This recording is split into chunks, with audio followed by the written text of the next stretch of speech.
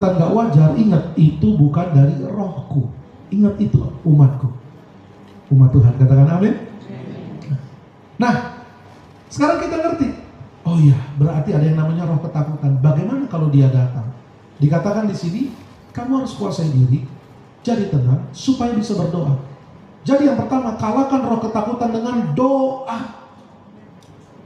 Yang namanya roh ketakutan, yang namanya roh spirit hanya bisa dilawan dengan spirit, dengan kekuatan roh. Dan kekuatan roh kita akses melalui doa. Doa yang powerful.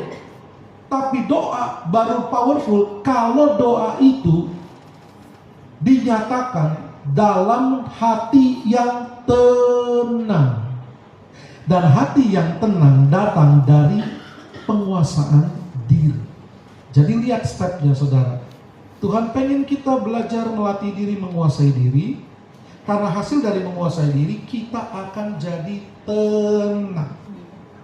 Dari ketenangan itulah doa orang benar, bila didoakan dengan tenang, dengan yakin, sangat besar kuasanya. Tepuk tangan buat Tuhan kita. Seorang rekan yang juga adalah seorang medical doctor cerita, satu kali dia terbangun tengah malam, ada rasa sakit di organ tubuhnya, di salah satu organ tubuhnya. Dan kemudian tiba-tiba dia disergap dengan rasa takut. Karena dia seorang medical doctor, dia langsung berpikir tindakan medis, cari obat. Sementara dia cari obat, Roh Kudus ngomong dalam dirinya, bukan obat, tapi doa. Dia berdoa, keluar kamar, dia berdoa, dia berbahasa roh. Dia ceritakan tengah malam itu dia berbahasa roh, berdoa lebih kuat dari biasanya sehingga seisi rumahnya mendengar dia, padahal dia tinggal di rumah yang cukup besar, 2 lantai. Saya pernah ke rumahnya. Nah, setelah beberapa saat berdoa dengan bahasa roh secara intens, dengan suara yang kuat, yang lantang, lalu kemudian dia merasakan tiba-tiba sakit yang saat itu tiba-tiba muncul, itu tiba-tiba juga lenyap. Dan rasa takut yang tadi menyergap dia tiba-tiba hilang. Saudara lihat betapa doa yang powerful akan memukul mundur roh ketakutan. Katakan amin.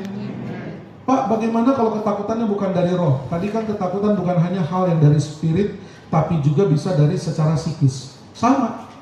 Ketika kita berdoa, maka semakin banyak kita berdoa, maka yang namanya ketakutan akan semakin berkurang. Coba aja. Saudara lagi takut, saudara lagi khawatir, saudara berdoa. Bapak, aku berdoa. Nyatakan kuasa-Mu ya Tuhan. Bapak, tunjukkan kuasa-Mu.